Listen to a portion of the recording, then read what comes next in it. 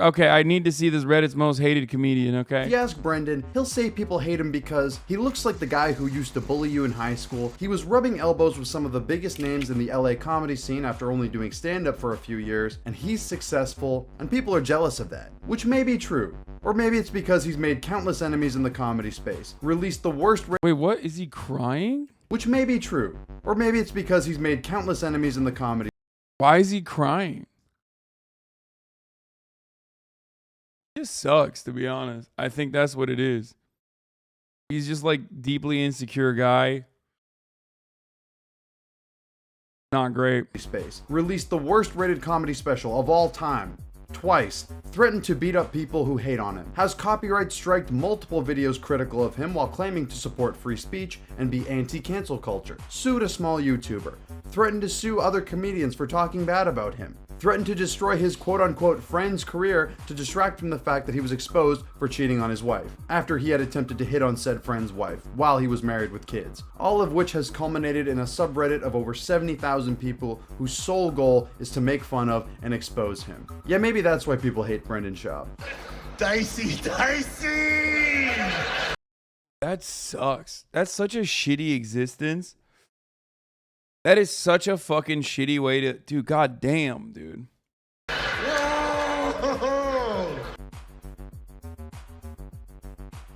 Before we get into the video, I just want to thank today's sponsor, Bespoke Post. Bespoke is a knife and a journal that somebody can be promoted to a role in which they are incompetent based off prior success. Anybody familiar with Brendan Schaub will assume he is a perfect example of the Peter Principle. You are wrong. That would imply that he was any good at the jobs he did beforehand. Brendan is a modern day Renaissance man. He's done it all. Football player, MMA fighter, comedian, podcaster. He did not get knocked out by that dude. What? He's done it all. Football player, MMA What?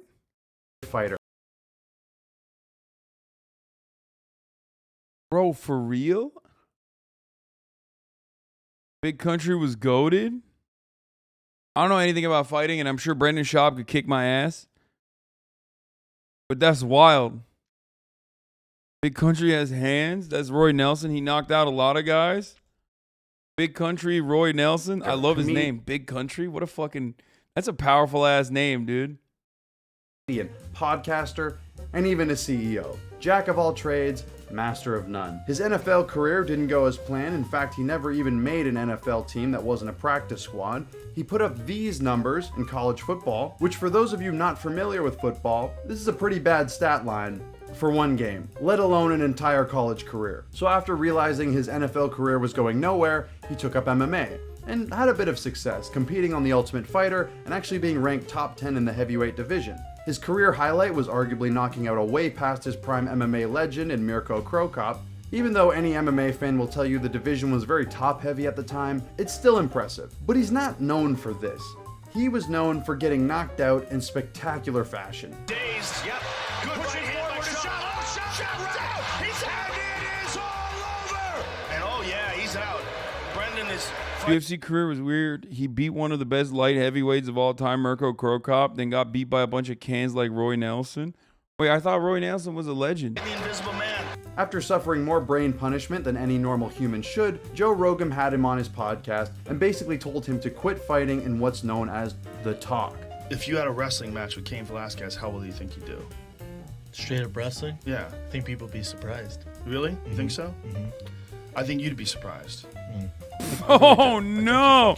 At this time, Brendan had a semi-successful podcast called The Fighter and the Kid with comedian and alleged rapist Brian Callen, as well as being friendly with alleged statutory rapist Chris D'Elia and comedian Theo Vaughn, who seems like a pretty good guy actually. Now, with the support of Rogan, Brendan could try his transformation from fighter to podcaster / comedian.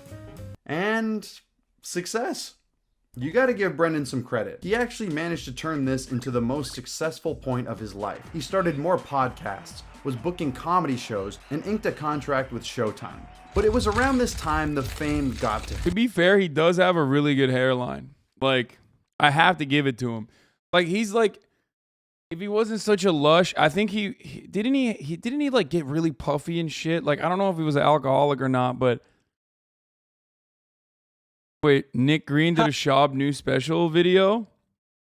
Brendan Schaub in the worst comedy of all time.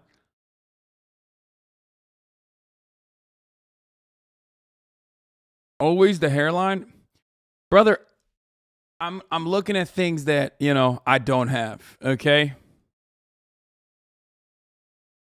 Brendan went from humble fighter to LA Instagram douche. Yeah, that's what I was saying. Like then this happened to his face. He began to flex on social media more, bragged about his expensive haircuts, his fancy cars, etc. His podcast appearances lacked any self-awareness. He would brag, flex, and shit talk other people for no reason. Yeah, he kind of doubled down. If anything, he should, and I've said this from the jump, he should have been fired for having a bad podcast. The problem is it wasn't funny. All behavior not really suited for a comedian. This is when fans started to turn on him. They felt he was no longer the guy they came to enjoy, but the complete opposite, particularly on his subreddit, which started as a fan forum and slowly morphed into a community that openly mocked Schaub for his douchebaggery. Speaking of, the Fighter in the Kids subreddit is one of the most interesting things I've ever came across. It started as a fan community for the Fighter and the Kid, but as Brendan started exposing himself more, they started by criticizing him and calling him out for the stupid stuff he did. It seemed the more they called him out, the more stupid stuff he would do. I've made like over 100,000. Yeah, cool. How many chicks you fuck, like, bros? 120K. Zero. What? 16 years old. What the fuck? Why? What? Why is he like this? Bro, what the fuck?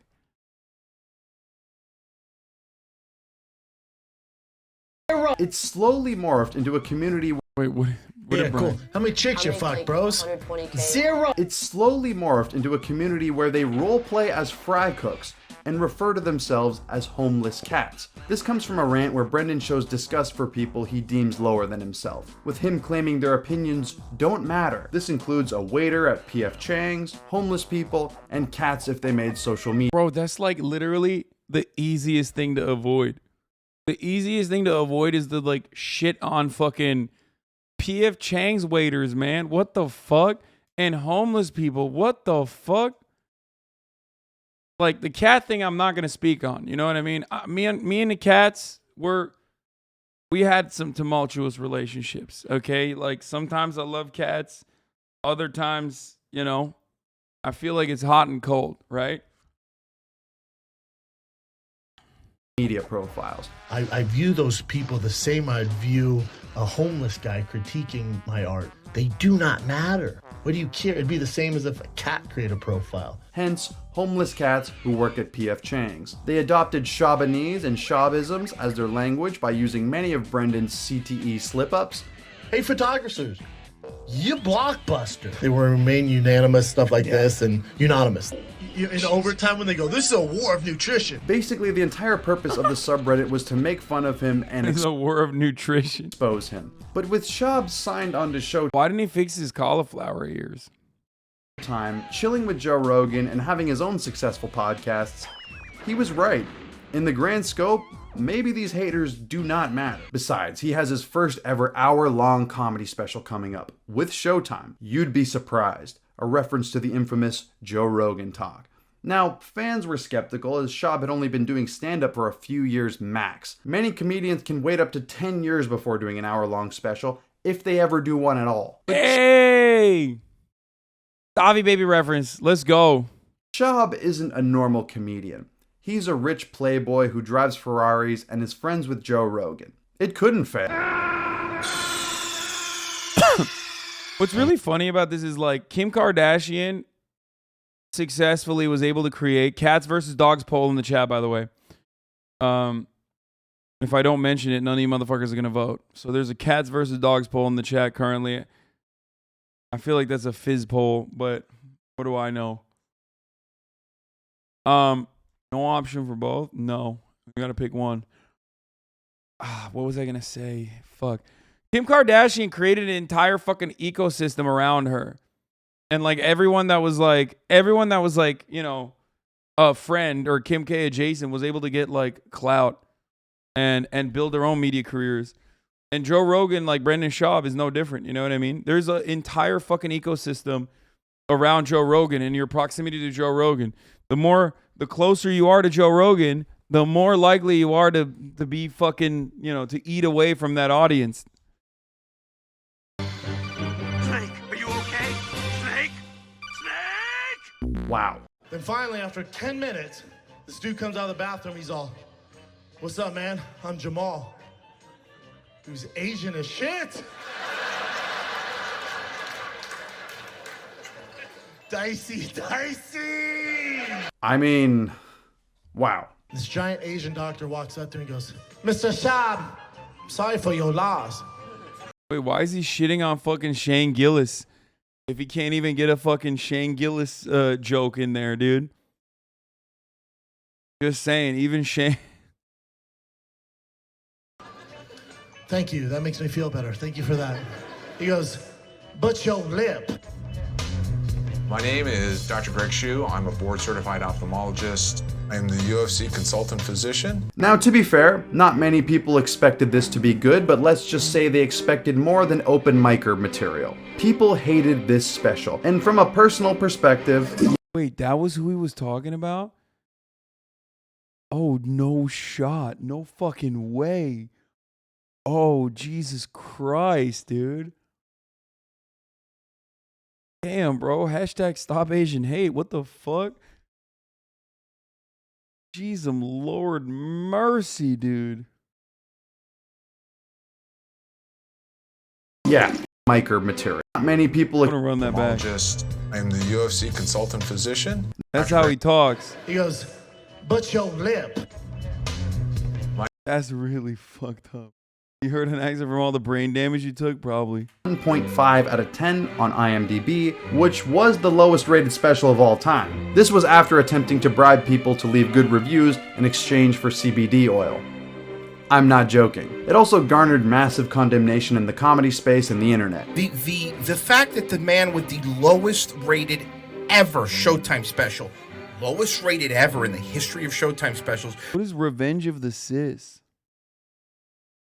who had to offer CBD oil for people to give it a better review. The first ever CTE comic, Brendan Schaub, is calling somebody else not funny. Look, please, with a straight face, tell me you think Brendan's funny. Nay, funnier than Shane. I don't know who these guys are, but I feel like they don't like me immediately. My first inclination is... Gillis. I'll go ahead. If he said my podcast isn't funny, I'll say that his special was very funny. You thought having a niche community of homeless cats was bad? Try every comedian in America who's not afraid of Joe Rogan. Now, maybe this could have been a time of reflection for Schaub. We've all done bad things and made mistakes. But instead of understanding it might not have been the best special, he went the opposite. Scorched earth. Copyright striking YouTube videos critical of it, complaining more on his podcast, as previously mentioned, bribing people with CBD oil. Now, this didn't curb the negative reviews. In fact, it ended up just amplifying the criticism and converting. Nah, they're HasanAbi heads? Revenge of the Sis are HasanAbi heads? I fucking doubt it. Unless this is all like sarcastic. Saving Western civilization one joke at a time.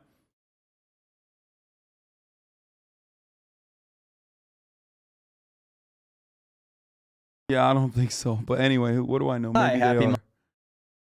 Converting more people to being homeless. This is where the downward spiral starts to pick up. But it's not quite at its peak yet. It's clear after this special, if Brendan was bad before this, he's on a new level now. People say Africa like it's a country. I do it too all the time. Africa is a country. That's a big continent. Yeah, but it's like I'm American, but I I'm know, from no, fucking Denver. He still had the ego from before, but with less of the clout. This new attitude can be perfectly summarized in this saga here. Brendan and his crewmate Chappelle have a foot race for $1,000. Chappelle is clearly beating Brendan, so what does Brendan do? Fakes an injury. But not just any injury. A blown hamstring. Actually, scratch that. 2 blown hamstrings.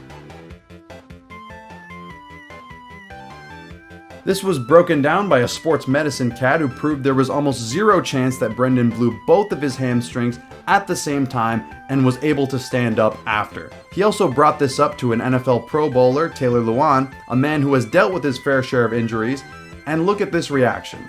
I blew out both hamstrings. No, how do you blow out both? Just life, dude. It's a lie so easily disproven that it's embarrassing, which brings me to another reason people hate Brendan. He is a pathological liar. Oh, he's one of those guys. Oh, no.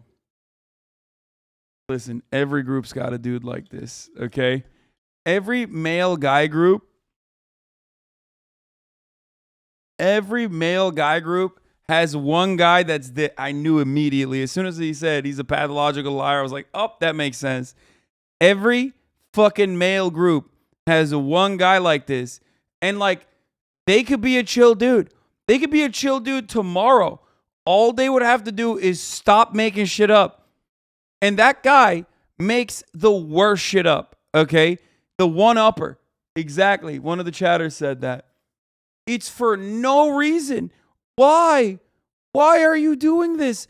Like, we have in our group of guy friends, when I was in college, we literally, once we noticed it, that he was the guy, we would literally just make up stories so we could watch him one-up it in our group of friends. Over. It's done. It's done. From that point on, you cannot be friends with that dude. Like, the friendship has been compromised to a permanent end. We all knew it in the group, and we would just be like, yeah, I went on a ski trip, and it was crazy. I did I was able to do a 180. And then the guy would immediately chime in, oh, yeah, well, I fucking did a 360. It's like, for no reason. You don't have to do that. We know you didn't do that. You didn't go on a fucking ski trip. Why did you just make that? I made the story up. Just the absolute worst. And those guys oftentimes don't even have to be that way. Like, you don't have to fucking lie to me to be my friend, dude. You know what I mean? Just be chill. I'm the liar here. Get it twisted. All I'm saying is you don't have to be that guy. Usually those guys, okay, will literally just be, they could be so chill if they just stopped lying. Booking the O2. I did the O2. Really? Yeah. Be cool, man. Getting complimented by Adam Sandler at the movie theaters. That guy looks like Adam.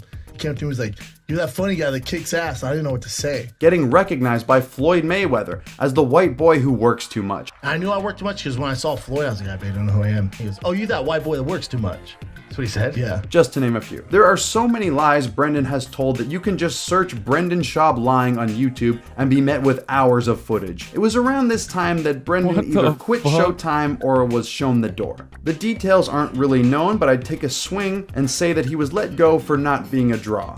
Either way, he started his own network called Thick Boy Network, which basically had him do the exact same things he was doing on Showtime, but with his own studio now and a way smaller budget. But things were not super controversial at this time, at least compared to what they would be. Until a video got leaked of Schaub seemingly giving his number to a girl at a party. Keep in mind, Schaub is married with 2 kids. So a YouTuber re-uploaded this clip of Schaub, and in response, Schaub struck down the guy's video, struck his channel, and sued him for copyright. This is legitimately one of the scummiest things you can do. To abuse the copyright system and legal system to... Dude, this is what, never copy strike a YouTuber, dude. They will hold that shit forever. I mean, I get copy striked all the fucking time. It's really annoying, but goddamn, if your entire livelihood revolves around YouTube and someone fucking hits you with a fake copy strike, oh lordy, every YouTuber will get together and fucking punish you. It's the Streisand effect. It's the nuclear option. Every YouTuber fucking despises it. And they will, oh my God, they will fucking literally. It's the absolute worst thing you can do. If you're trying to be a YouTuber and people are just like shitting on you, okay? Have you seen the Ackman versus Quantum TV copy strike? Yeah, exactly. No, straight up. You do a bad copy strike, except like fucking my HasanAbi industrial complex. The Clips industrial complex has you by the balls. What do you mean? Bro. The funniest thing is motherfuckers will literally act like I copy strike my own fucking content just to like get a rise out of people and get them to like be pissed off at me. I straight up not only fucking ride for my HasanAbi Clips industrial complex, but that's entirely separate than fucking copy striking another YouTuber. But even then, I literally ride for them. I talk to my partner manager and shit to make sure that they're protected. Silence somebody for exposing something you did. I mean, it doesn't get much worse than that. But Brendan is a free speech warrior and cancel culture hater, which is why he also struck down a YouTuber named Speaking for Funny for ripping his special apart, and copyright struck a YouTuber named Mega Dan for making a Jim Can't Swim parody of him. Yeah, of course. What? Yo, that's fire. I love my Clips Industrial Complex. You know this. Suspect has morphed himself into this abnormal and extremely creepy character. Whether it's a strategy or some sort of mental breakdown is unclear. Prior to this video, he'd also struck down Beige That's Frequency's video for making fun of him and exposing him like any free speech warrior would. I'll post updates on my Twitter, but if this video goes down, you'll know why. Of course, these copyright claims had the opposite intended effect, just amplifying the criticism towards Schaub and inadvertently boosting the videos he struck down. But this was Schaub at his breaking point. Keep in mind, the Fighter and the Kids subreddit has been documenting all of this as it was happening and making memes accordingly. Oh, but ladies and gentlemen, it gets worse. This is where the spiral picks up into its final form. And it all begins with the incident known as the Trugwalk. Trash Tuesday, a podcast of 3 LA female comedians. On one episode, they alluded to a married comedian who was not good at comedy, asking the host Annie if he could walk them to their truck. I had a guy that was like, why don't you walk me to my truck, this married guy, where I'm like, and we know him, I'm not gonna say who it is, but he's like, why don't you give me a walk, you should walk me to my truck. I'm like, so what, I can blow you? Although no name was said, the detective Change your title. You're desensitizing a horrible event.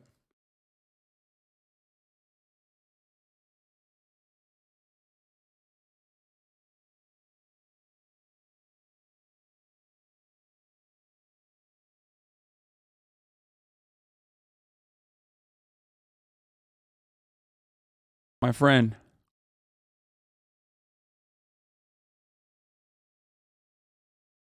Be more sensitive. Oof.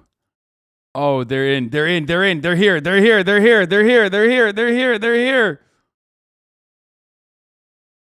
Title frogs are the weirdest, dude.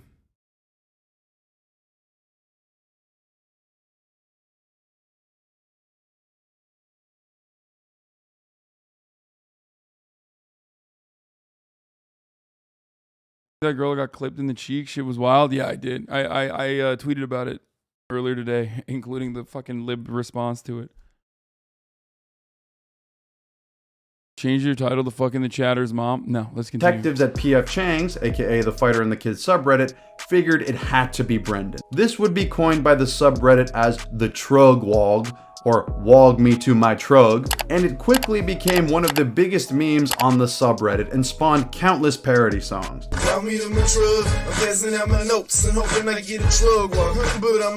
This incident also coincided with the announcement of Brendan's new special, 4 years after his last one. We'll put the Trugwalk to the side for now, but don't worry, we'll come back to it. So, after all this time, Brendan is going to release another special, but this time he's doing it himself. You know, to all these major networks, I'm not calling anybody out, but I'd meet with everybody. You name it, I met with them, man. They made offers. After getting all the offers from the major networks, he decided he's going to do it alone and put it on Not too surprising. People who used to be his fans are also not funny. Lamau, yeah.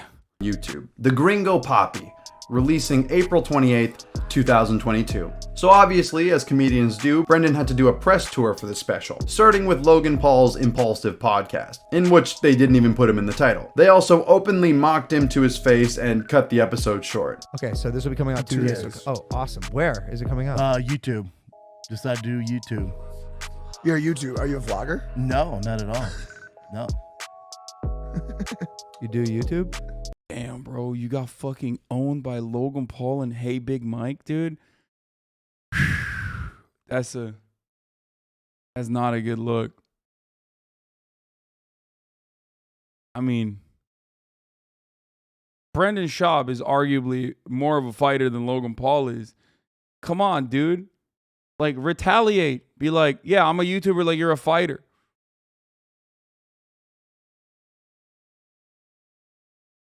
Just say that. When two illiterate guys read the room better than you, goddamn. Watch what you say about Mike. That's Ethan's best friend. Wait, really? No shot. Logan signed to WWE. Don't get me wrong. I do respect Logan Paul. The only thing I respect about Logan Paul is his fighting shit. And also, like, I think that being able to build something out of nothing into being able to, like, fucking fight Floyd Mayweather.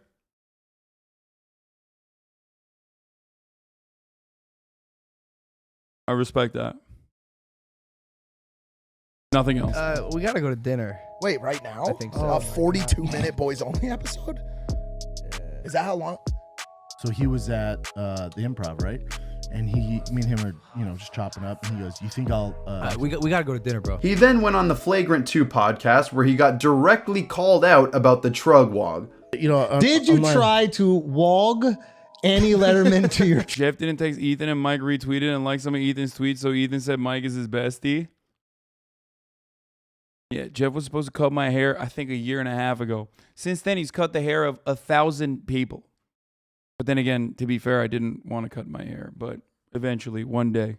Shrug. No, it doesn't make sense. No. It doesn't make sense. Maybe Mike is my best friend, too. No. Okay, so then follow up. Why does it not make Wait, hold on. I got to run this again. into your truck? No, it doesn't make sense. No. It doesn't make sense. I don't want to leak anything, but actually, I'm not gonna say anything. Actually, but yeah, no. Andrew texted me earlier today, and I am going to the UK in the least opportune time. Like literally, hella people are, for some fucking weird reason, hella people are coming to Los Angeles, and not Andrew, but like maybe Andrew, who knows? But also, straight up, so many motherfuckers. Like, I am going to the UK while every motherfucker from the UK is coming to Los Angeles, dude. Literally, every single person I've hit up is going to be in the United States of America the week that I'm in fucking Los Angeles. I mean, the week that I'm in fucking UK. No. Okay, so then follow up. Why does it not make sense? Why does that make sense?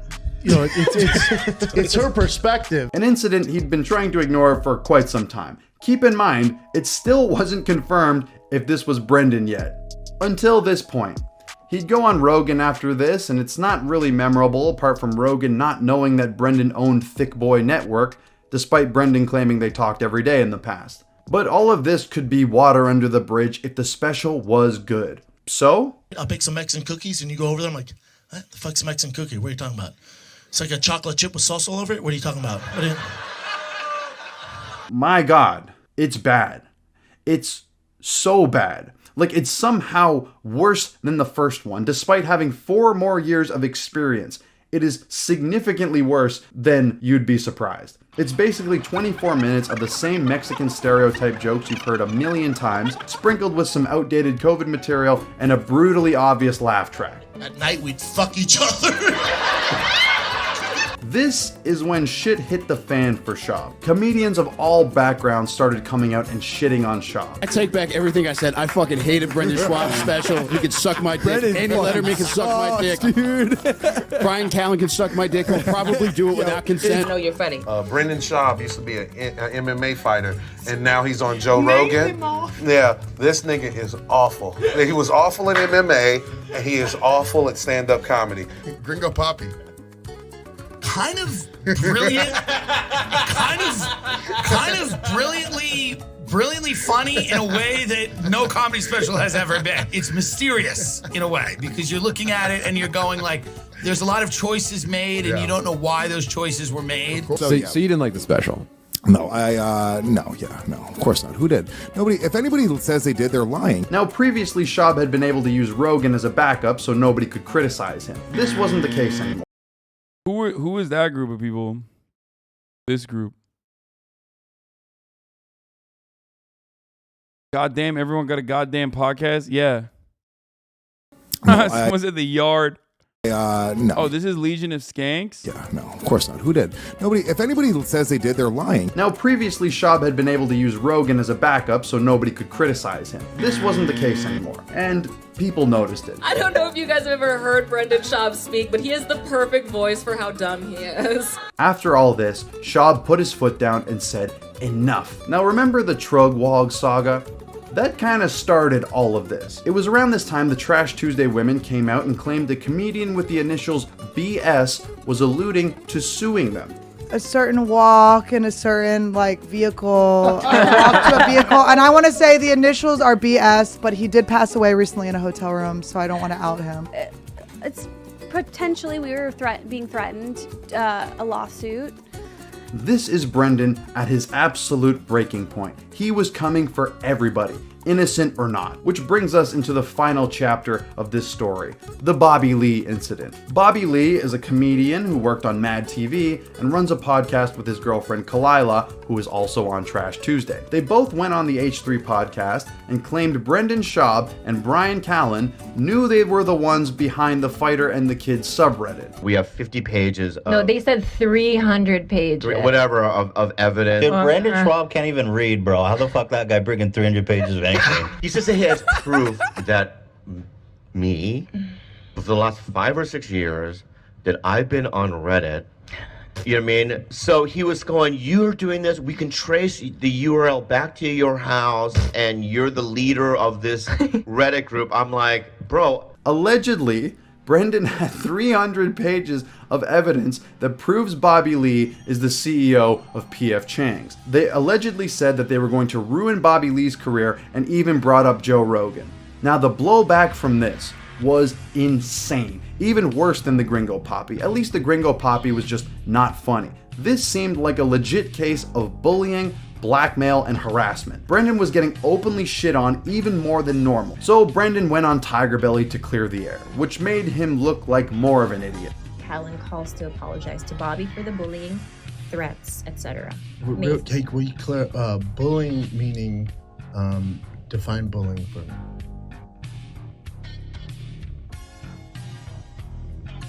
Keep in mind, all of this started from the Trugwog and him allegedly trying to cheat on his wife. Also, allegedly, the 300 pages of evidence was a zoomed-in screenshot of HTML code with a Tiger Belly email. So I also wanted to clarify for the audience that watched the Tiger Belly episode that Schaub said that he had like 300 pages of evidence against us. What we saw was a very zoomed-in photo of HTML codes, numbers, no context on a paper, and then he showed me another page, all HTML code, no context, completely zoomed in, and it said Robert Lee, which is not even Bobby's government name. And to this day, nobody has seen those 300 pages. Many comedians came out in support of Bobby Lee, including the one Joe Rogan. Because there's been a lot of drama. Classic, dude. Classic. Joe Rogan, never on the right side of an issue since the past fucking 10 years. My man has been on the wrong side of every fucking issue, bro. How? He's got an insane talent for this thing, I feel like. How does he do this? How does he do it? Drama lately, and one of the things that happened was somehow or another my name got entered into this thing, and I don't want to get into it in too much detail, but I'm like, okay, I must call Bobby, and I called him, and I said, listen, I don't know what kind of, I'm just hearing about this nonsense now, but he's defending Bobby here? Oh, never mind. I thought you said, oh, he's on the right side? Never mind. Well, you know what? Sometimes you got to take an L, like I just did, but like you will right now at the top of the hour, where there's a 60-second ad break. At the top of the hour, there's a 60-second ad break. And if you no longer want to see those ads, all you need to do is subscribe, baby. Your pre-watch game is slipping? No, I misunderstood the way he framed it. I thought he said the 300 pages of evidence was a zoomed-in screen. I thought the video framed it as Joe Rogan was against Bobby Lee, which is not even Bobby's government name. Anyway, but listen. There's no way you set that up from the beginning, Lon. And to this day, nobody has seen those 300 pages. Many comedians came out in support of Bobby Lee. Oh, I didn't. He said in support of Bobby Lee, and I literally thought he was. in support of. I thought he said many comedians came out in support of Brendan Schaub. Anyway, regardless, I'm wrong. I was wrong. But yes, because I took an L, you have to take an L. However, you can turn that L into a W by subscribing and avoiding the top of the hour ad break. That's right, baby. Woo! At the top of the hour, every hour, there's a 6-second ad break. If you no longer want to see those ads, all you need to do is subscribe. You can do that for $5 or for free.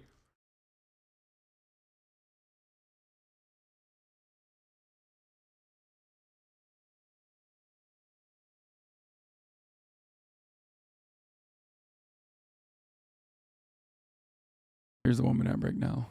Including the one Joe Rogan. Because there's been a lot of drama lately, and one of the things that happened was somehow or another my name got entered into this thing, and An L on Ukraine, and now you take an L on Bobby Lee. Seriously, just be a Republican, bro. Got it. I don't want to get into it in too much detail, but I'm like, okay, I must call Bobby, and I called him, and I said, listen, I don't know what kind of, I'm just hearing about this nonsense now, but I love you. I would never let anybody talk bad about you. All of this, the lawsuits, the threats, the bullying, has left Brendan Schaub the most hated man in comedy. A man so incapable of self-reflection that instead of realizing that people dislike him for his behavior, he thinks people dislike him because they're being manipulated and masterminded by a man who allegedly can't use a computer. He has essentially let the trolls win. It's a Reddit community where they watch a guy with narcissistic personality disorder tank his reputation, brand, and career through his own hubris and redaction. He's become a lolcow in every sense of the word. So Honestly, if sad. Brendan had a bit of humility, kindness, and self-awareness, he could have utilized this golden ticket given to him by Rogan, and he would have had it all. Instead, he's a lying hypocrite with zero empathy. Like all he had to do was not fuck it up. It seems like he was handed an opportunity on a fucking silver platter.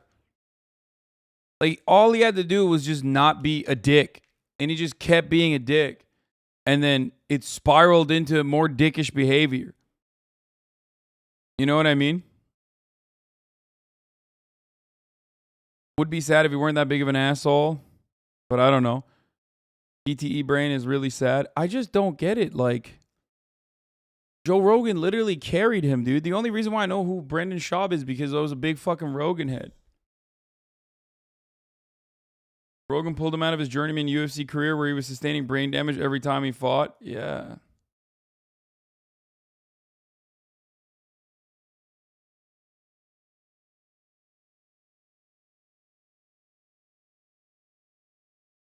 Morals, and self-awareness. And with his expensive taste, lack of change or effort in his content, thick boy industry. By the way, how the fuck does this guy make this much money?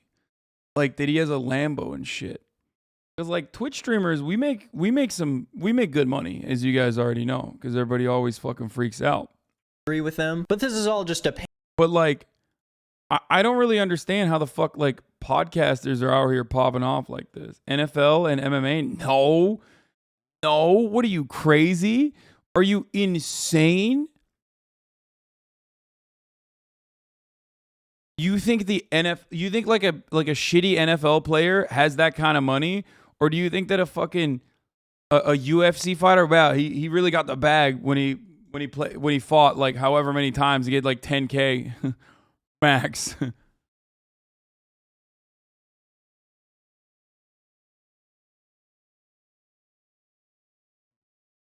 He didn't even play in the NFL and he made nothing in NFC. Yeah, I was going to say, like, UFC famously underpays, especially unless you're, like, literally a prize fighter. You're, like, the biggest fucking thing.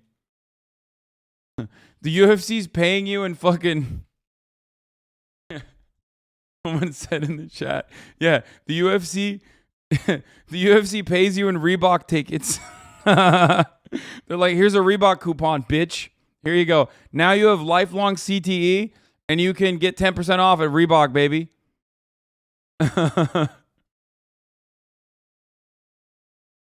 It's so bad. It's so bad. Fucking Jake Paul is on the right side of that argument. Think about that. Jake Paul is on the right side. That's how bad. That's how fucking bad the UFC is.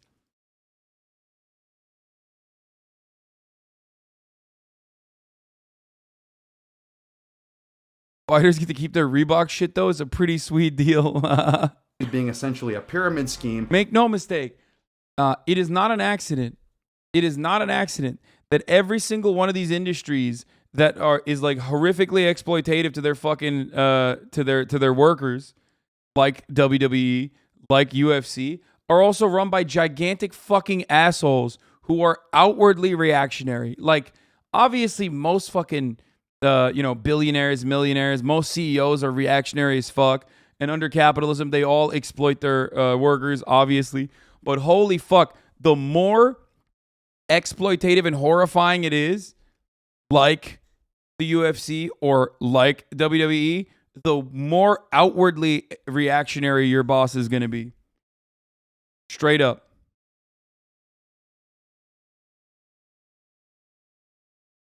And recent firing of employees, it seems the Schaub House of Cards might come falling down sometime soon. This was a good video. Shout out to the Ghost Gum. Never heard of this, but this was pretty good. Go check out his video and other videos. Reddit's Most Hated Comedian was the video that we just watched.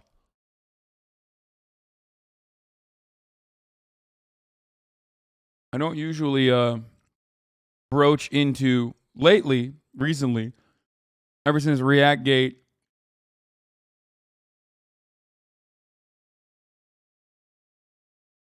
How much do you interact with the community while not being live? Curious if you got social managers or if you just focus your energy to the live stream because you're always here.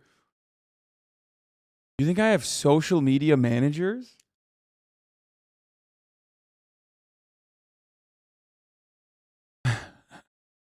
No, dude, I'm literally always on. That's it.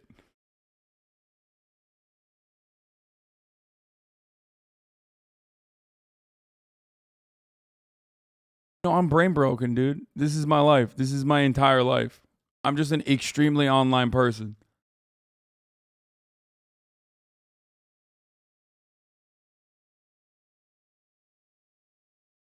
Also, I feel like it would be illegal. I feel like having, like, putting someone to the task of being my social media manager.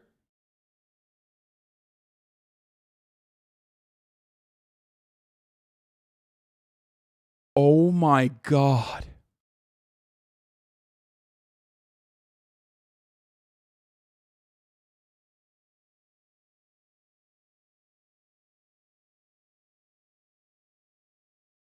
That's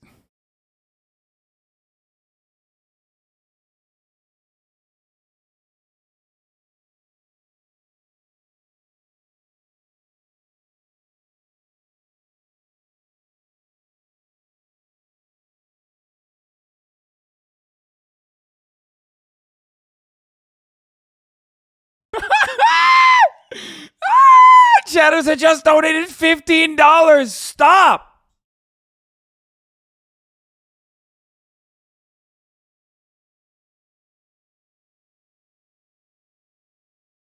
Nancy Pelosi's insane boob job is humanizing. It's like the only thing she's ever done that I relate to besides not being that good at her job.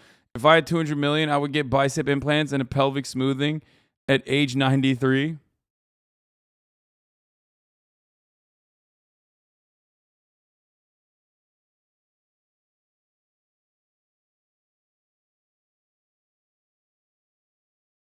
I want to apologize to that one guy who said who did the Nancy Pelosi rap song. I remember when listening to that rap song, my immediate take was white people should not rap, and this is the reason why. And I think I was wrong. You're telling me she's not all natty?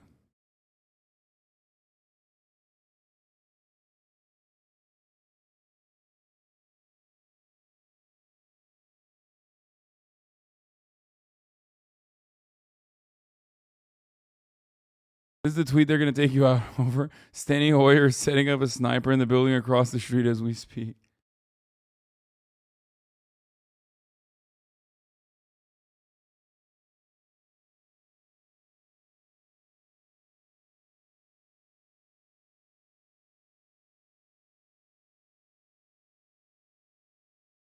Wait, your moderation team hates this Palestinian. What the fuck? The fuck was that, bro? What did you just take? Bro, she is the absolute worst. Vice President Kamala Harris just spoke at a scene at the Highland Park shooting. We have to take this stuff seriously, as seriously as you are. You've been forced to take it seriously. What? What a charisma suck, dude. Holy shit.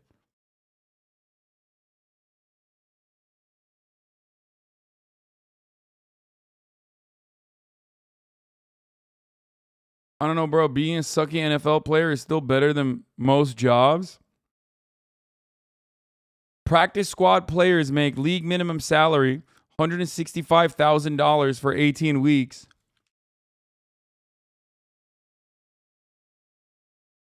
You really think making $165,000 for 18 weeks is worth literally getting your shit pushed in?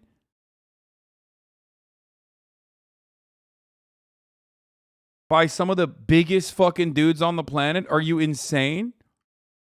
Absolutely. You guys are so wrong. No shot. I urge against that. It's not worth it, dude. Dude, what the fuck are you talking about? You're going to kill your family and yourself by the age of 35 because you made 165 grand one time.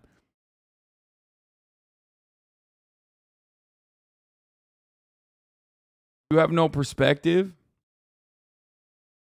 Yo, but why do you act like I've literally always had this amount of money? Like, what's going on, dude?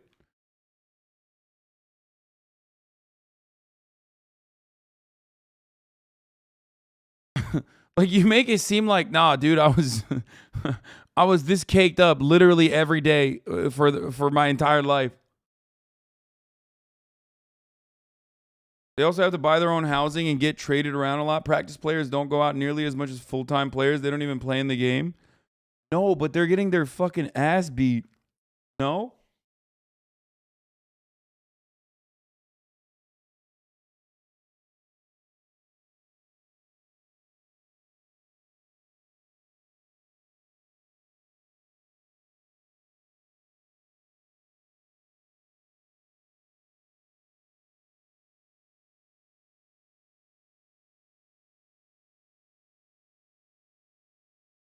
We are poor, son. We are poor. I'm already getting beat up by drugs and poorness. Chatters don't have the perspective of what 165K won't get you. Yeah, like fucking adequate health care for when your brain is fucking injured. I promise you, Chatters, I'm broken. It's not worth. Speaking as a former D1 safety, it's permanent damage to your brain. I don't think people understand how fucked up that shit is.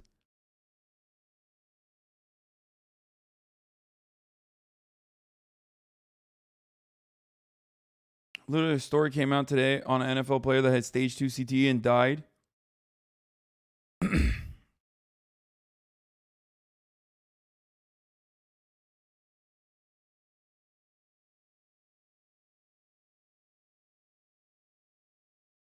Died at 33. Yeah, dude, that's crazy. I don't think that's like...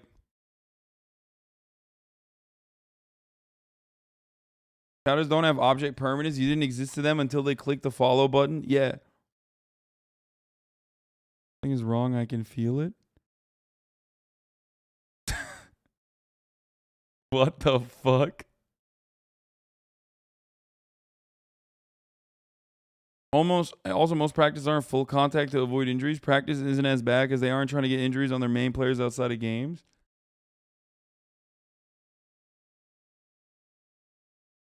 No, they don't. They hit the weight room. There's only 8 practice squad players per team. Out of touch. Give it away towards mutual aid before it corrupts you. 17-month subscriber. NFL practices have been made a lot softer.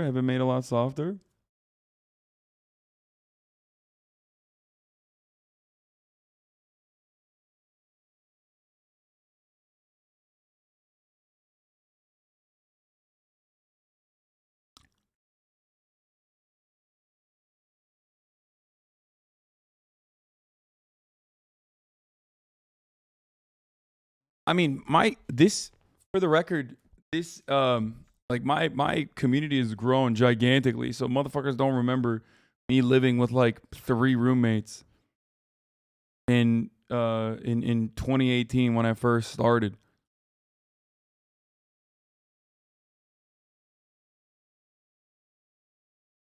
Is that why you won't box? No, I mean, I think it's no joke, man.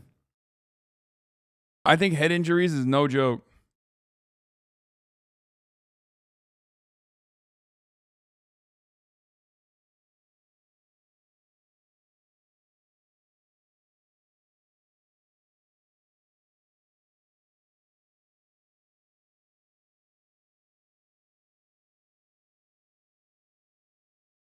Most athletic thing, those chatters.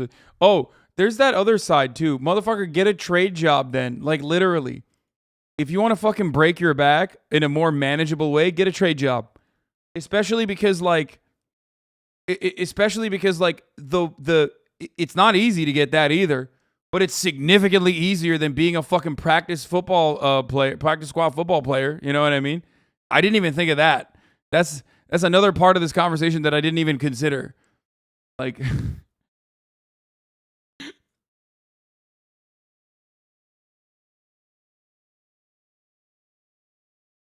won't give me $165K in 18 months though. No, there's definitely trade jobs out there. What are you talking about? No money in trades anymore, man. I'm gonna trade making 18 an hour. That depends. To be fair, I get paid $70K a year to take shit from some incel moron named Steve, so I see where Chad is coming from. What?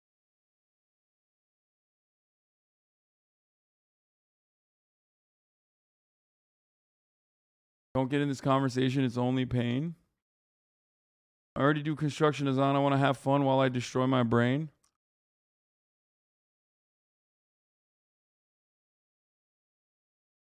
Yeah, man. No. Dude, chatters. CTE is no fucking joke, dude. Trust. Not good. We literally just watched a dude whose brain is fucking mush for 22 minutes and made fun of him. And you're over here being like, nah, I'd do that.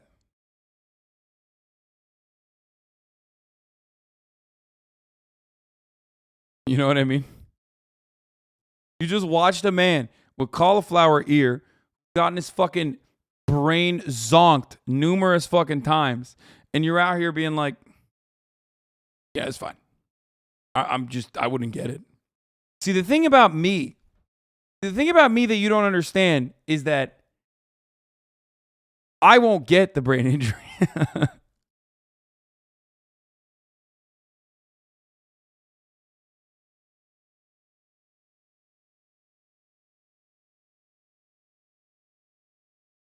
Paint a picture of the kind of people that attend Brendan's shows. He then cheers on his audience for being skeptical of the vaccine, and he says, I love you, Texas. That's how it is. Are we vaccinated up in here, Dallas? Everybody vaccinated? In 2018, Elliot Page interviewed Jair Bolsonaro, Vice. I remember. I watched that interview.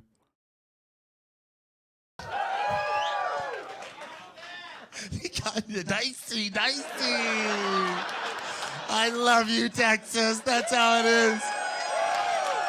I love it. Dicey. Is that his line?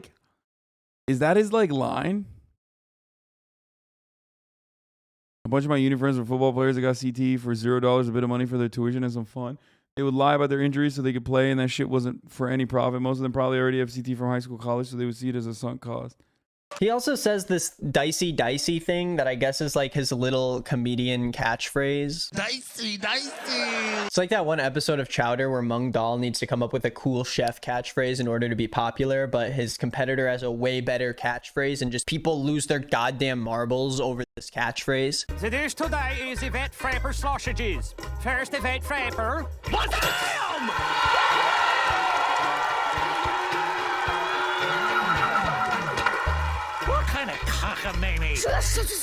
Now we're going to touch on this way later in the video in a lot more depth, but Brendan tries to be a real comedian multiple times by working the audience. To be fair, if you all fucking went into the NFL practice squad and got CTE over an extended period of time because of the concussions that you got, you probably think the dicey thing is a fucking hilarious bit. You know what I mean?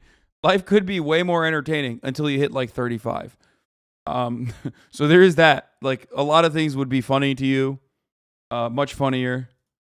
Into his set in an organic way, but it often falls flat because it's so obvious that he plants these jokes into his set to seem more organic, but they really come off as corny and insincere. For example, he has this joke in his set about an anti-vaxxer in the crowd who is super against getting vaccinated. Now, don't be fooled. He isn't against this guy in any way. He makes it very clear that he is not for mandatory vaccinations, but he'll usually do this thing where he just points at a random person in the crowd who might kind of fit the joke that he wants to tell, and then he'll act like he just improv'd it out of nowhere.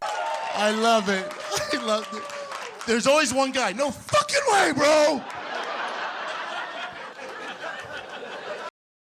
Bro, this is Jim Gaffigan. Yo. Why are you calling often poor black men dumb? That's my favorite, dude. Let's go. Let's go, dude. Let's go. They're here. They're here, boys. They're fucking here. 5 month subscriber, dude. Let's go. Banned. You want to ban him? Here, you go ahead. Nice bathroom. You take this one. Here you go.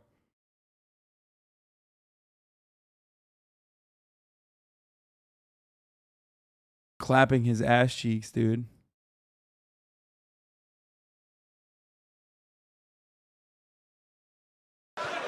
This is Jim Gaffigan. That needle's not touching this fucking temple, Or Jim daddy. Brewer, not Jim Gaffigan. Sorry, fucking Jim Brewer. Not Jim Gaffigan. The fucking, like the walking. Jim Brewer. Sorry, not Jim Gaffigan. The crazy thing is that this pre-written fake improv joke isn't even funny. But then he continues the joke by just coming up with a very nonsensical hypothetical, seemingly out of thin air, about the guy eating nachos. I just don't really understand what the joke is exactly. It's obvious that the guy wasn't eating nachos when he mentioned the nachos joke. He was just like, oh, and what if he was eating nachos?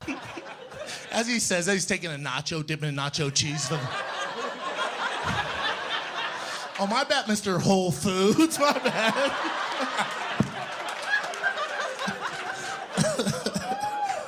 Yeah, whatever you want to do, man. And then what does Mr. Whole Foods mean? Is the joke that he would hypothetically be eating nachos, and nachos are bought from a grocery store, and the name of a popular grocery store is Whole Foods? No, bro, you don't get it. Whole Foods is gay. Whole Foods equals gay. Also, wanting vaccine mandates is gay. Like, it's just, you know, aesthetic liberalism. Foods? Maybe it's going completely over my head, but I'm appalled that is a joke. Now, as my friend Tom pointed out, and I have to agree, Brendan's comedy is something that I can only equate to someone who really likes that Family Guy joke where Peter just trips on the ground and groans for like a minute straight.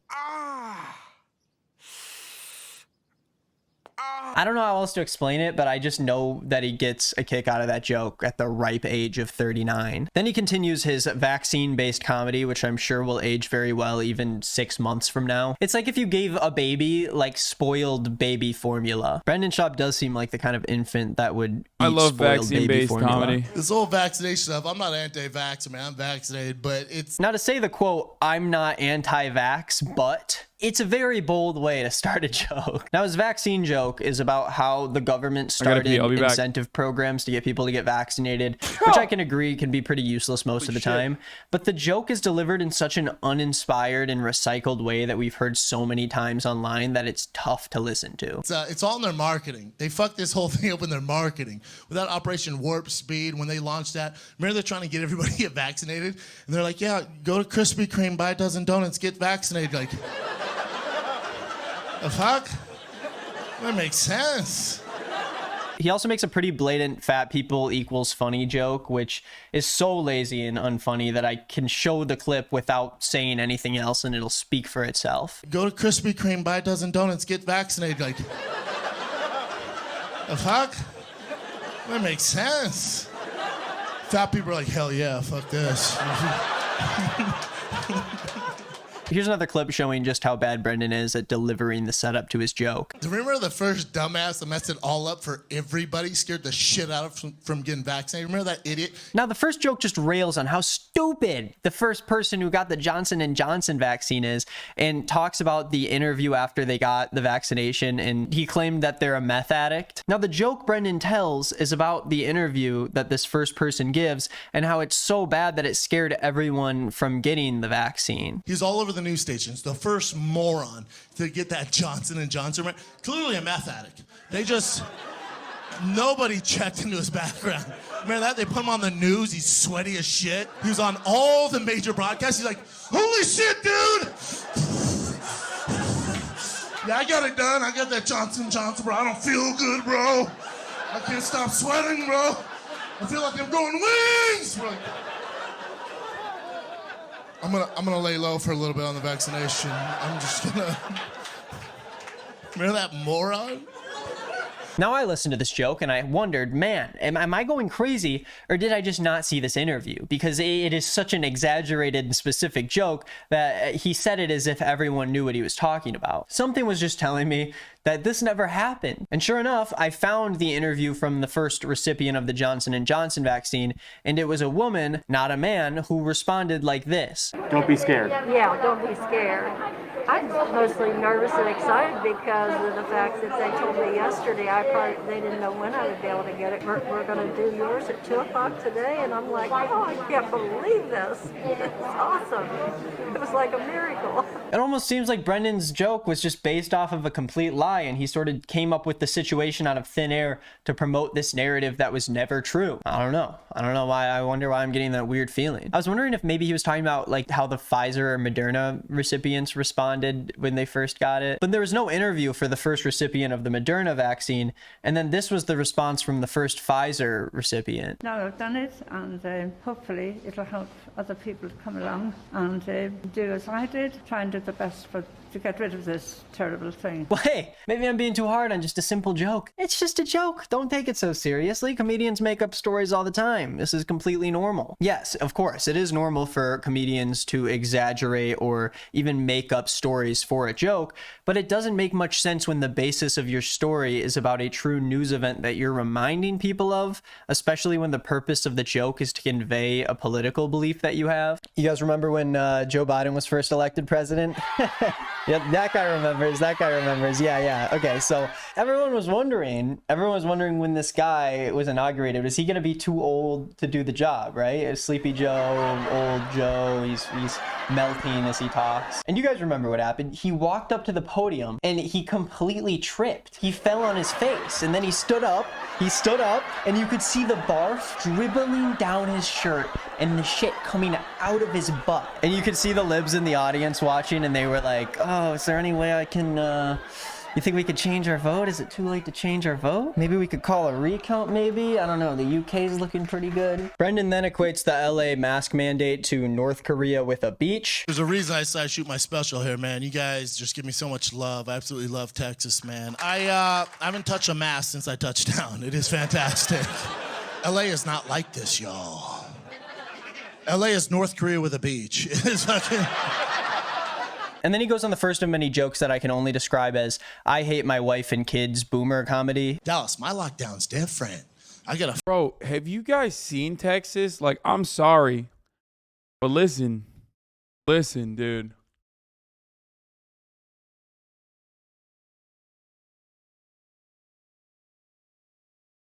North Korea has beaches, but that's besides the point.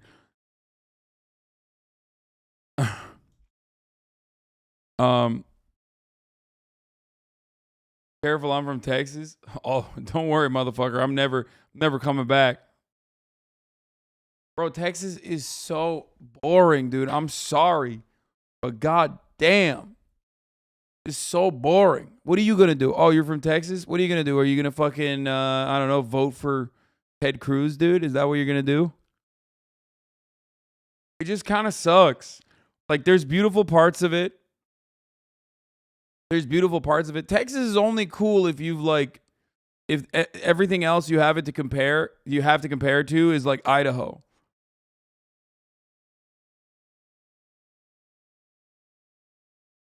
That's it.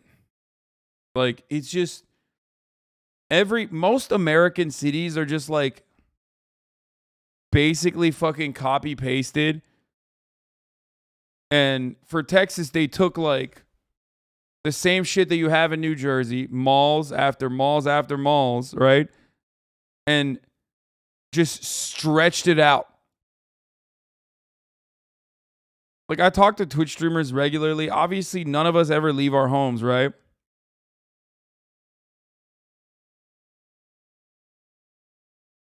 But like in Texas, it's particularly bad because it's like after 7 p.m., the only place that you can get food is like a fucking Applebee's that you have to drive 45 minutes on. And for some reason, if you're catching it on the wrong time, the amount of traffic that you have on a fucking 16-lane highway is equivalent to Los Angeles. Where the fuck? It's the largest. It is such a gigantic space. Why the fuck is there so much fucking traffic?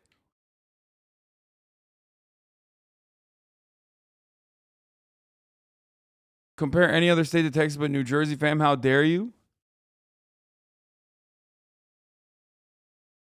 It just sucks. It literally fucking sucks. The most rainforest cafes in one state. Come to San Antonio. To be fair, I've never been to San Antonio. I've been to Dallas. I've been to Austin, right? And from what I've seen in Austin, like unless you're literally in like downtown Austin, right? That shit sucks.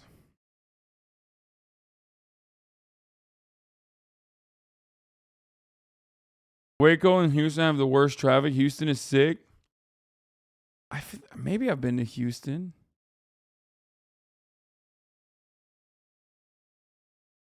America is New York, New Orleans, and San Francisco. Everywhere else is Cleveland. Mark Twain. Really? Is that what did he actually say that?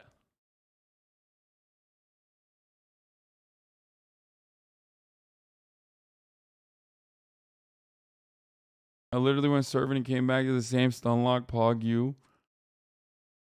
I don't know.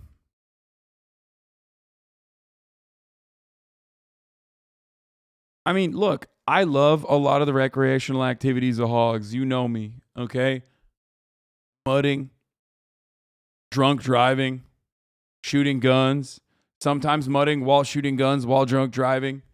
Pigman and Ted Nugent shooting fucking hogs from a helicopter with an automatic, M60. These are things I love. I think it's sick. I do like it. But ultimately, it just feels like Dallas, like I said, is like New Jersey, but it's spaced out. It's like stretched out. Okay? And they put mega churches on top of everything.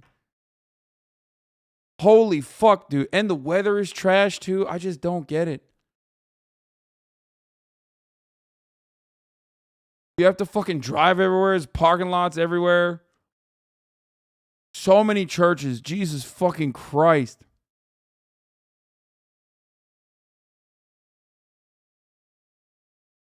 How is LA different as someone who's never been there?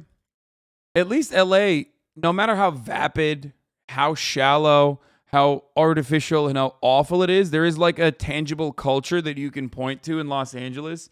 There's really incredible restaurants. You know what I mean? There's like there's Hollywood's here. So not Hollywood, the place. That place sucks. But like, there's like media shit. You know what I mean? LA is like one of those places where like LA is not a real city. It's not a real city. For sure. But having said that, at least like it has some of the workings, it has some of the fixins of a real city, right? LA basically is like, if you want to maintain the America, I want to drive everywhere lifestyle, I want to go to malls and drive everywhere lifestyle, while still living in like what is kind of tangibly a city. You know what I mean? It's not New York. It's not a real city. It's not like San Francisco, right? But at least it's still like kind of a city. And you get to be as American as fuck, as American as you can be by, driving everywhere. California and Texas are not that different. LA is about to be inhabitable in like 10 years, bro. Do you ever use the metro? What metro, brother? What the fuck do you mean? It's one line. It's like one straight line. Why do you say it's not a real city? I don't know, man, because I lived in real cities my whole fucking life. I grew up in Istanbul and Ankara. Those are real cities. There's no viable fucking public transit system. If you don't have a fucking real grid and you don't have real public transit and you don't have fucking walkable, if you don't have walkability, you're not a real city. That's not how it works. Downtown Los Angeles is the attempt at Los Angeles trying to recreate a city. But if you've ever been downtown, and unfortunately I have many times, I hate it. Downtown Los Angeles is literally like a prop city. Someone built a city so it has the skeletons of a fucking city, but there's nothing. There's just nothing going on. Like after 7 p.m., dead. Even during the day, dead. It feels like a movie set. If you ever want to relive like a zombie apocalypse, like an actual zombie apocalypse, downtown LA is where you should go. If you want to live the zombie apocalypse of, I don't know, what's the Will Smith movie where he's like the last person alive? I Am Legend. Then go to Oklahoma City. Oklahoma City literally is just empty. Just straight up. And it's creepy. You can probably hear yourself breathe if you try hard enough. If you're walking down the streets of OKC. And it's so weird because they're so rich. You have all these like fucking weirdo oil barons and like some guy who sits on, I don't know, like intergenerational wealth from like owning a sugar plantation or some shit. I don't fucking know. Who's like, I love Oklahoma. I'm never leaving here. So I'm just going to put a lot of investment in here. And then, you know, it didn't really pop off.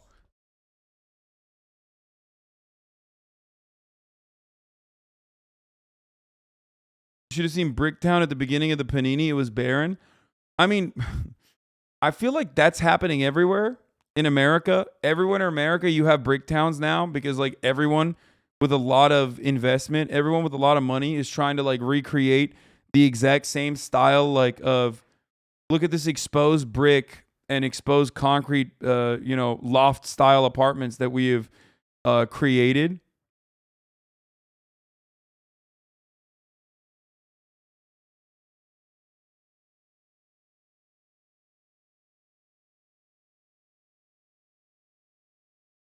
Every city got a Skid Row after Oxy. That's probably true. Bricktown is popping usually. Now, Bricktown is nice, but also Bricktown itself is once again a carbon copy of the 5+1s you see everywhere else. It's just like the perfect gentrification spot. Everyone has that hipster scene now.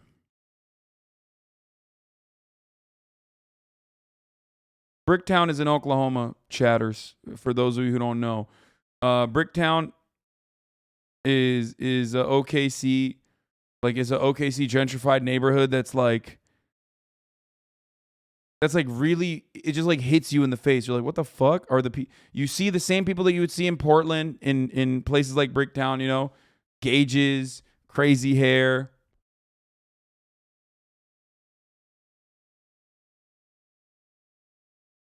And you got like whiskey bars with like, whiskey bars with like fucking weird ass names and shit. Y'all alternative? Exactly. Aren't there like 4 people in Oklahoma? Yeah.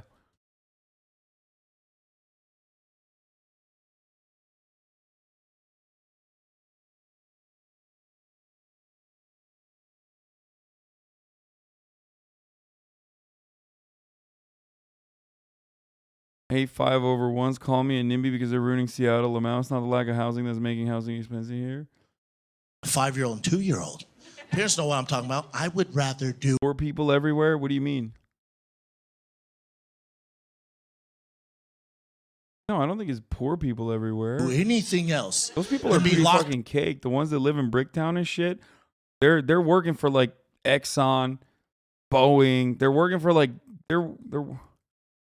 They were asking if there were poor people in OKC. No. Oh yeah, there are poor people everywhere, of course. Down with those fucking demons 24/7. We're not even locked down. My girl was fighting with me the other week. We get locked down, we're fucked. She was fighting with me. Fucking Fauci, Delta, mask. What are we gonna do? I was thinking to myself, oh my God. And then he follows it up with another dated joke that I can only really describe as, haha, gay funny. My life would be so much easier if I was just gay as shit. Quarantine with the homies, you know how much more fun we would have? Oh my God, dude. A classic We'd bit. like play video games all day. We'd work out. At night, we'd fuck each other. That's classic. That's a classic bit.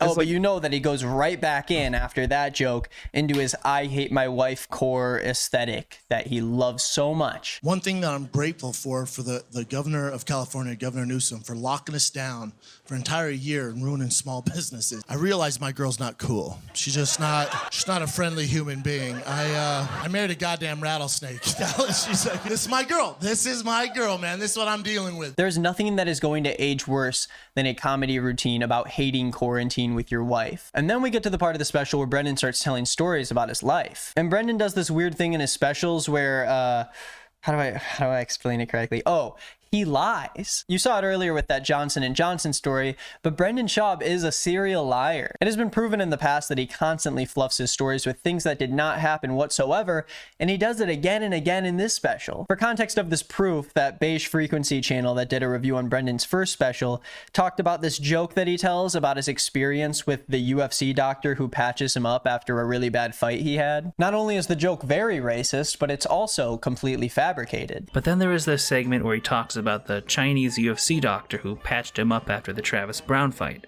This giant Asian doctor walks up to me and goes, Mr. Schaub, sorry for your loss. Thank you. That makes me feel better. Thank you for that. He goes, but your lip. My name is Dr. Greg Hsu. I'm a board-certified ophthalmologist. I'm the UFC consultant physician. I take care of all the fighters as well as employees within the UFC family. He takes out the biggest syringe you've ever seen in your life, like he's out of a goddamn comic book, goes, Mr. Schaub, after you numb your lip, you need many, many stitches. This be worst pain in your life, guaranteed. Worst pain in your life. What I enjoy the most is really seeing the rapport that I have with the fighters. I've got to know them so well that they just know me now, and they just... Yeah, it's not that he's lying. Like, of course, comedians fucking lie all the time. Is that he's lying to just be like racist. Like, that's the difference. Like his joke is what? That his doctor had like a funny over the top fucking Asian accent, you know what I mean? And the dude just sounds like every fucking Orange County dad you could encounter. You know what I mean? They just know me as the doc. Yep, that's absolutely real. And my jaw also dropped when I saw that. So Brendan sets up this joke where his son is going to his first day of school and he takes a picture of all the kids to send to his wife. And here's what he says. First day of kindergarten. So I got him his first day outfit, looking all fucking fly, dope kicks, giant backpack, backwards hat, looks just like me. All his little friends out front in their first day outfits. I'm like, oh my God, you guys are cute as shit. Get tight. There's a bunch of you squeezing tight. Daddy's gonna take a picture. Ready? Cheese on three. Ready? 1, 2, 3. Cheese. They're all cheese. I take out my phone. I'm all, hell yeah. I snap a pic. I text it to my girl. She gets it. She looks at it. She goes, crop out the uglies. Resend. Excuse me? I said, you're in a group chat with other parents, dumbass.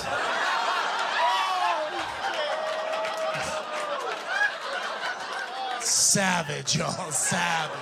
Yeah, no, that didn't happen, Brendan. I'm pretty sure your wife didn't say that in a group chat with the other kids' parents. I'm pretty sure your wife didn't say any of that at all, actually. How embarrassing that Brendan's wife called a bunch of her son's classmates ugly in a group chat with their parents. Wow, very realistic and believable. Dicey, okay, so we're a little dicey. over I'm gonna start saying special, that. And so it's time to get into the Bro, the dicey. The dicey is like so fucking lame. It unironically sounds like no. It sounds like something like a better comedian would make up about a bad comic. Dicey.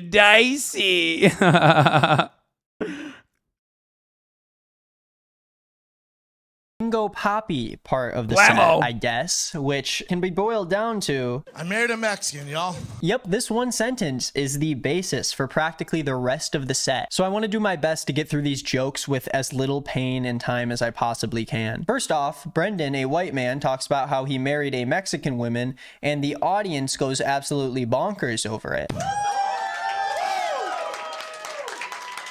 I thought you would like that. Listen.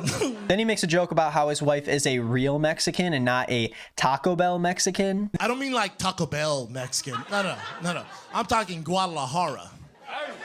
Born and raised. Came to the States 10 years ago, illegally Mexican. This would be a weird and racist joke coming from a Mexican person. It's even more weird and more racist coming from a white man like Brendan Schaub. And I don't need to dive in and explain to you why it's racist to say that there are real Mexicans and Taco Bell Mexicans. You're either Mexican or you're not Mexican. It's not that complicated. He also clarifies that his wife came to the States illegally, which is something that the political party that Brendan identifies behind is actually very much against. They don't believe that your wife... The amount of people unironically defending Schaub right now is so wild. Bro, you don't understand. They're comedy guys.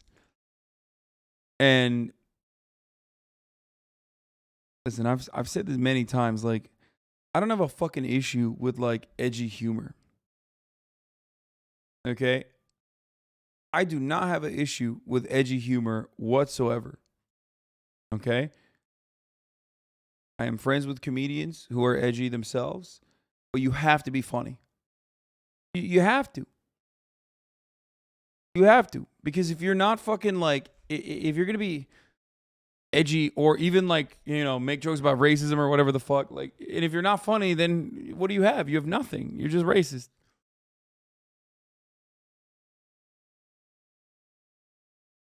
Stav is not